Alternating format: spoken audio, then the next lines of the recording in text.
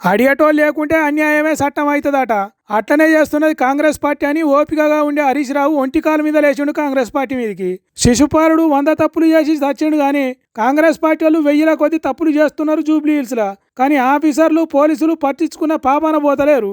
అందుకే ఎన్నికల పెద్దసారు chief election officer Sudarshan రెడ్డిని కలిసి పాతాల భైరవుని పాపాల సిట ఇప్పినట్టు చేసిండ్రట బీఆర్ఎస్ పార్టీ వాళ్ళు. జూబ్లీ హిల్స్ ఎన్నికల్లో కాంగ్రెస్ పార్టీ ఇష్టారాజ్యంగా మద్యాన్ని ప్రవహింపజేస్తూ విచ్చలవిడిగా డబ్బులు పంపిణీ చేస్తూ 1,00,000కు పైగా చీరల పంపిణీకి పాల్పడుతూ రైస్ కుక్కర్లు గ్రైండర్లు పంచుతా ఉంటే స్థానిక ఎన్నికల అధికారులు చోద్యం చూస్తా ఉన్నారు.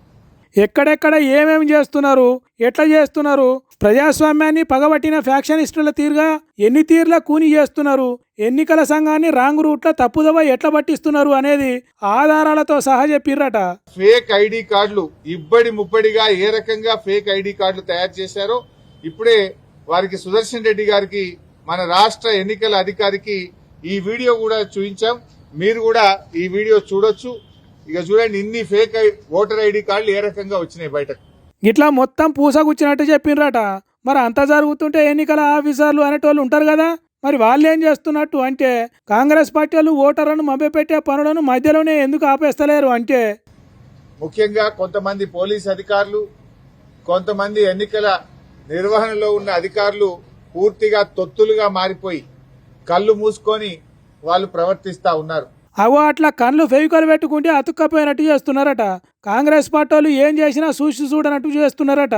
అంటే అన్ని తీర్లా సాయం చేస్తున్నట్టే కదా, దొంగలకు దగ్గరుండి దారి చూపించినట్టే కదా. అంతేకాదు జూబ్లీ హిల్స్ ప్రజల ఓట్లను కాంగ్రెస్ పార్టీ కార్యకర్తలే వేసేటట్టు ప్లానింగ్ వేసిందట అధికార కాంగ్రెస్ పార్టీ. అది ఎట్లనో చెప్పిండు ఇన్నుండ్రి ఒకసారి. ఇలా యూసఫ్ గూడలో కాంగ్రెస్ పార్టీ కార్యాలయం నానుకోనే పోలింగ్ బూత్ ఉన్నది. అసలు కాంగ్రెస్ కార్యాలయం అనే షిఫ్ట్ చేయాలి, పోలింగ్ బూత్ అనే షిఫ్ట్ చేయాలి. గోడనే అడ్డం. Polling station Congress party office పక్కపక్కకే ఉంటే ఏం జరుగుతుందో తెలియదా, కాబట్టి ఆ రెండిట్లో ఏదన్నా ఒకటి మార్చాలి అని చెప్పిండ్రట. అట్లనే సీఎం రేవంత్ రెడ్డి మీద కూడా రెచ్చిపోయిండు హరీష్ రావు సారు. ఇవాళ 6 గ్యారెంటీల మీద రివ్యూ పెట్టిండు. నాయన రేవంత్ రెడ్డి, నీకు 2 సంవత్సరాల్లో 6 గ్యారెంటీల మీద రివ్యూ పెట్టడానికి ఎప్పుడు టైం దొరకలేదా నీకు? కాంగ్రెస్ పార్టీ వాళ్ళు ఒక్కలే తెలివి కల్లోళ్ళు అనుకుంటున్నారు కానీ అంతకంటే ఎక్కువ తెలివి కల్లోళ్ళు అన్ని గమనిస్తున్న వాళ్ళు పబ్లిక్. వాళ్ళు ఏం చేయాలో అదే చేస్తారు అన్నట్టు చెప్పిండు. చెవుల్లో రాళ్లు పెట్టి ఒత్తినట్టు చేస్తారు. సీఎం రేవంత్ రెడ్డిని చెవులు బట్టి బిస్కీలు తీసేటట్టు చేస్తారు. కాంగ్రెస్ పార్టీ వాళ్ళను వంగబెట్టి ఈపులా వాతలు పెడతారు అన్నట్టు చెప్పిండు హరీష్ రావు.